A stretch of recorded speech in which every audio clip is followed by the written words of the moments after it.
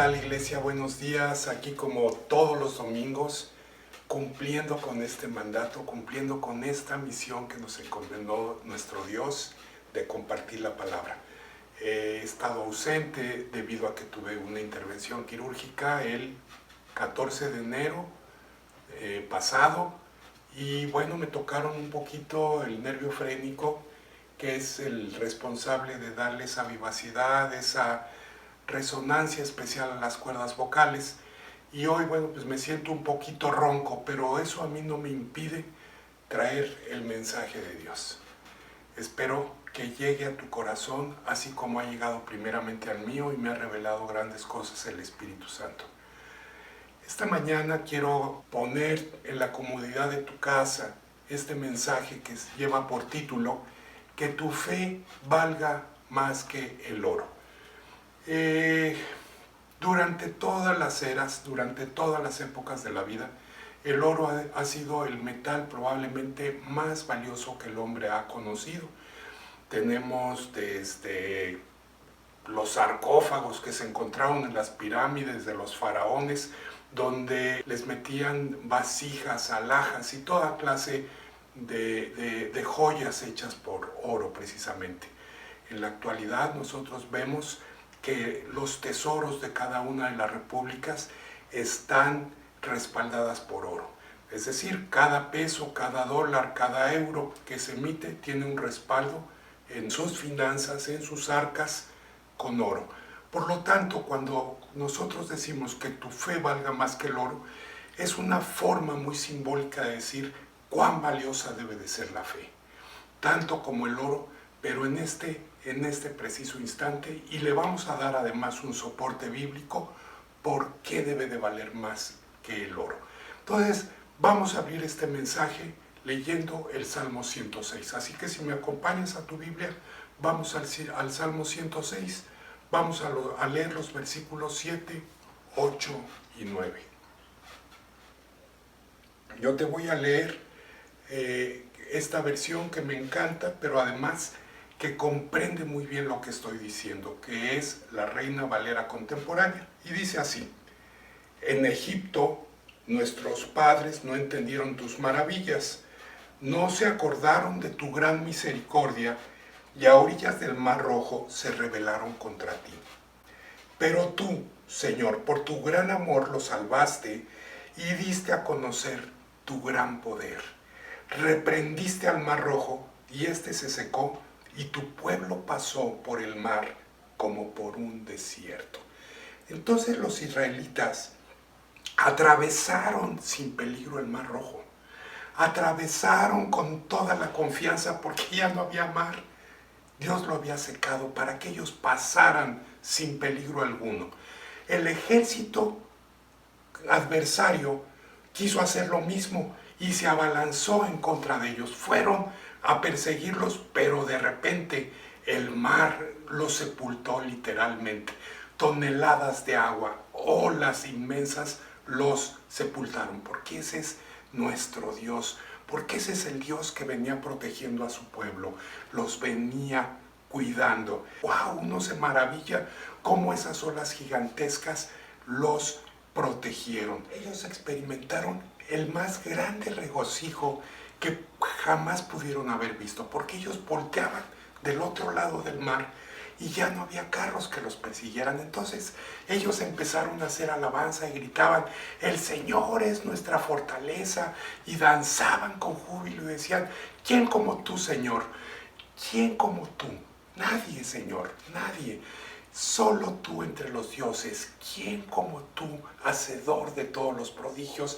Y cantaban con júbilo y danzaban porque el Señor los había cuidado, porque el Señor los había pasado del otro lado del mar sin que sus adversarios pudieran tomarlos cautivos nuevamente. Sin embargo, solamente duró esta euforia 3 días. Sí, 72 horas. Se les olvidó este prodigio, este milagro se les olvidó por completo. ¿Sabes por qué razón? Porque empezaron a tener sed. Entonces empezaron a inquietar y se empezaron a incomodar y empezaron a gritarle a Moisés que tenían sed, que qué pasaba, y estaban todos malhumorados. Si el Señor pudo hacer este gran milagro que ellos no podían comprender, que aún de los sequedales el Señor podía hacer brotar ríos, que el Señor aún de las peñas podía darles el agua que ellos querían para saciar su sed. No, ellos estaban de mal humor y olvidaron absolutamente todos estos prodigios. Y si te das cuenta, es precisamente lo que acabamos de leer en el pasaje anterior. Solamente 72 horas. Amado, amada, eso no da fruto de una fe, eso no da fruto de lo que Dios puede hacer por ti. Y eso es lo que muchas veces a nosotros nos pasa. A nosotros continuamente nos hace un milagro Dios, nos permite ver que cuando tenemos escasez, Él nos da abundancia, Él manda gente que tocan a nuestra puerta y nos traen regalos, nos traen comida, cuando aparentemente nosotros no tenemos. Y de pronto, ¿qué hacemos? Lo olvidamos todo. Entonces, amado, amada, precisamente esto es lo que vamos a ver esta mañana. Quiero decirte que el periodo del pueblo de Israel en el desierto, esos 40 años, en realidad podemos pensar que fuera un castigo, pero no es así. Es un periodo de tiempo donde a Dios le interesaba que ellos empezaran a tener fe. Dios quería formarlos. Así como el padre va educando y va formando a su hijo, Dios quería formarlos a ellos también. Los quería formar en paciencia, quería formar principalmente en ellos una fe poderosa. Él les da la oportunidad para que ellos pues desarrollen esta fe. Sin embargo, ellos fallaron una y otra vez. ¿Y sabes por qué? Pues porque cuando lo tienes todo, es muy fácil hablarle a la gente y decirle que Dios existe y que Dios es bueno y que tú quieres a Dios y que tú lo amas. Pero verdaderamente tú empiezas a ejercitar tu fe, tú empiezas a ejercer tu fe. Cuando surgen las adversidades, es precisamente el momento de demostrar de qué estás hecho. Y para eso precisamente es la fe. Y la fe, pues ya lo sabemos, que es esperar lo que aún no tenemos conocimiento, pero sabemos que va a suceder, porque Dios lo ha prometido. Y si Dios lo ha prometido, así será.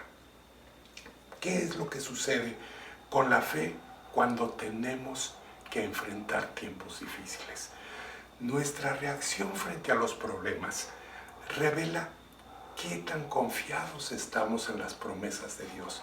Precisamente es eso. Nosotros tenemos conocimiento de todas las cosas que ha hecho Dios, porque la palabra de Dios dice que las cosas que están escritas para nuestro conocimiento se hicieron, para eso están escritas, para que nosotros, a través de la historia que podemos leer, nosotros podamos saber quién es nuestro Dios y qué es capaz de hacer. Ahora, este tipo de circunstancias se llaman pruebas, y estas pruebas generalmente vienen de acontecimientos, de circunstancias difíciles. Y cuando tú te tienes que enfrentar a ellas, puedes hacerlas de dos maneras: o con tus fuerzas o dependiendo de Dios. Si lo haces dependiendo de Dios, entonces estás ejercitando tu fe. ¿Por qué está tan interesado nuestro Dios de ponernos estas pruebas? Pues precisamente para que nosotros sepamos de qué somos capaces cuando dependemos de Dios. Nosotros muchas veces no sabemos qué alcance podemos tener, pero no en nuestras fuerzas, Hago esta aclaración. Una cosa es lo que tú puedes hacer en tus fuerzas, y otra cosa muy diferente es cuando doblas las rodillas y lo dejas que Él actúe, y Él actuará. Ahora, hay una cosa bien importante. Una cosa es tu voluntad y otra cosa es la voluntad de Dios. Hay veces que nosotros no podemos entender ¿por qué nuestros deseos no se hacen en el tiempo que nosotros tenemos previsto y que le hemos pedido a Dios? Porque los caminos de Dios son mejores que los nuestros. Y asimismo la voluntad de Dios es mejor que nuestra voluntad. Y también nosotros hemos visto en el libro de Romanos, en el capítulo 8, 28, dice que para los que aman a Dios, todas las cosas ayudan a bien. Entonces, de momento nos podríamos perder pensando que con la fe van a suceder todas las cosas que yo quiero que sucedan. Y no es así. Van a suceder las cosas que Dios considera que son mejores para nosotros. Amén. Entonces, estas pruebas van a demostrar si tu fe es auténtica o no. Entonces las pruebas prueban la fe. Amén. Quiero que me hagas favor de ir a tu Biblia. Vamos a leer el libro de Deuteronomio. Deuteronomio capítulo 8. Amén. Vamos a ir desde el versículo 2 en adelante. Recuerda el camino por el que el Señor tu Dios te guió durante 40 años en el desierto, para enseñarte a ser humilde, ponerte a prueba y saber lo que tú pensabas, para saber si ibas a obedecer sus mandamientos o no. Te hizo pasar hambre, pero luego te alimentó con maná, comida que ni tú ni tus antepasados habían conocido. Con lo que te enseñó que no solo de pan vive el hombre, sino de todo lo que sale de la boca del Señor. Tu ropa no se desgastó y tus pies no se hincharon durante esos 40 años. Por eso, recuerda que el Señor tu Dios te está educando y corrigiendo como un padre a su hijo. Así que obedece los mandamientos del Señor tu Dios, síguelo y respétalo a Él, porque el Señor tu Dios te lleva a una tierra buena, una tierra de arroyos y fuentes y ríos subterráneos que surgen en los valles y las colinas, una tierra con trigo y cebada, vinos de uva, higueras y granados, una tierra de olivos y miel, una tierra donde tú no vivirás en la pobreza y donde tendrás todo lo que necesites. En los momentos de dificultad es cuando conocemos realmente el tamaño de la fe que profesamos y si en verdad dependemos absolutamente de Dios. Ahora fíjate bien, en 1 de Pedro 1:7 dice que porque nuestra fe es como el oro, su calidad debe ser probada por medio del fuego. Y también dice que la fe que resiste la prueba vale mucho más que el oro. Y precisamente aquí en 1 de Pedro es donde estamos viendo y dándole sustento a esta parte de este mensaje. Fíjate bien, está haciendo una analogía entre la fe y el oro. Para que el oro sea puro, se debe de poner a fuego. Y para que la fe se purifique, debe de ser pasada a través de pruebas. Entonces aquí la analogía oro y fe, el oro se purifica con el fuego y la fe se purifica con las pruebas. Por eso, y aquí es donde nosotros entonces podemos comprender cómo en algunos libros de la Biblia dice que ante las pruebas te goces. Y a veces tú dices, caray, esto no lo comprendo. Pero realmente una prueba es lo que va a purificar tu fe. Y el conjunto de pruebas es lo que va a dejar una fe mucho más pura y mucho más valiosa que el oro. Entonces ahora podemos comprender y podemos estar gozosos en la prueba y podemos decir, yes, viene otra prueba. Y esto significa que si esta prueba la apruebo, entonces mi fe va a ser más pura, va a ser más grande, va a ser mayor. Y cuando yo tengo una gran fe, entonces tengo todavía mayor confianza en mi Dios. Porque sabes una cosa, Dios es el autor y consumador de la fe. Amén. En realidad, todos los días de nuestra vida vamos a tener grandes oportunidades de que la fe esté siendo probada. Ahora, esta parte de prueba a lo mejor de pronto te puede sonar precisamente como un examen que tú haces en la escuela, pero precisamente estas pruebas son las que van a quitarle toda la escoria, todo lo que no sirve, y vamos a tener una fe preciosa. Ahora, déjame decirte que a veces las pruebas son fuertes, pero claro, y el Señor nunca te va a dar una carga mayor de lo que tú puedes llevar. Eso también lo dice la palabra. Ahora, en estos tiempos se nos está probando la fe a todos, y me estoy refiriendo en estos tiempos de pandemia, porque nosotros estamos llevados a prueba. Nosotros hemos visto gente que se ha contagiado. Vemos gente muy cercana que se ha contagiado. Quizás algunos muy cercanos quizás hayan partido a la presencia del Señor. Pero yo te voy a decir una cosa. El Señor tiene un propósito. Nosotros no tenemos un Dios que hace las cosas al azar. Él cada una de las cosas las hace con un propósito.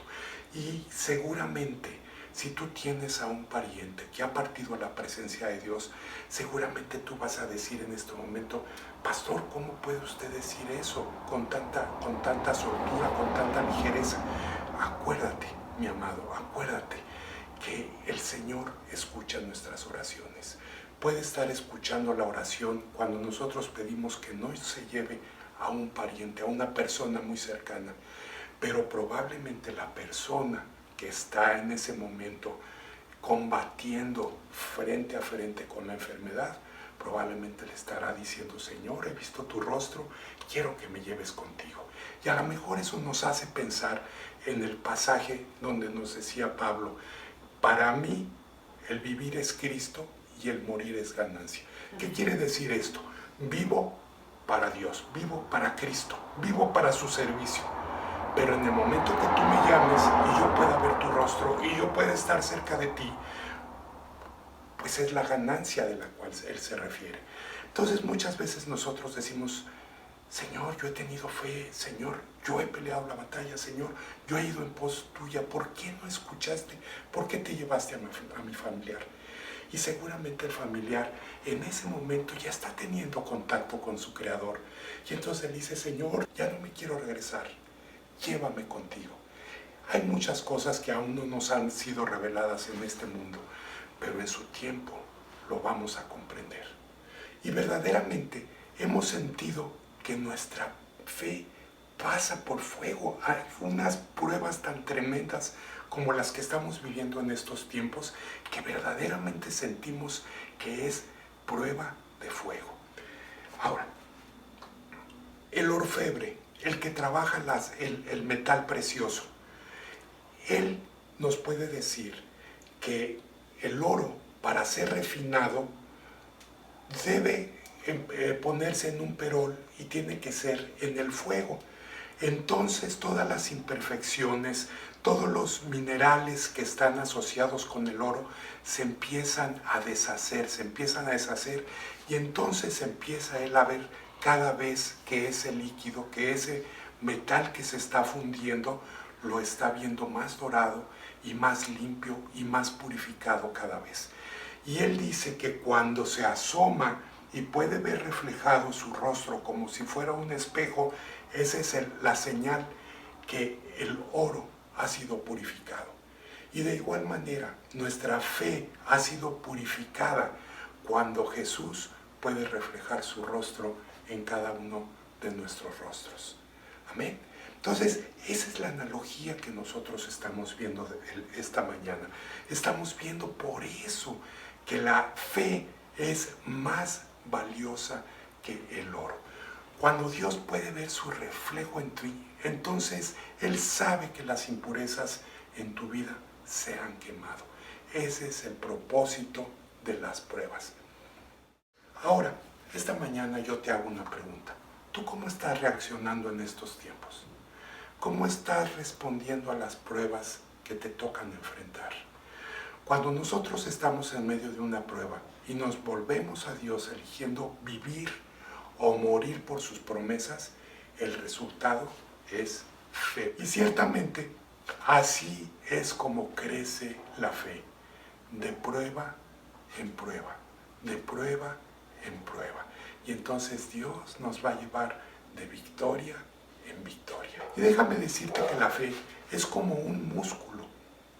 Los músculos cuando se ejercitan, crecen.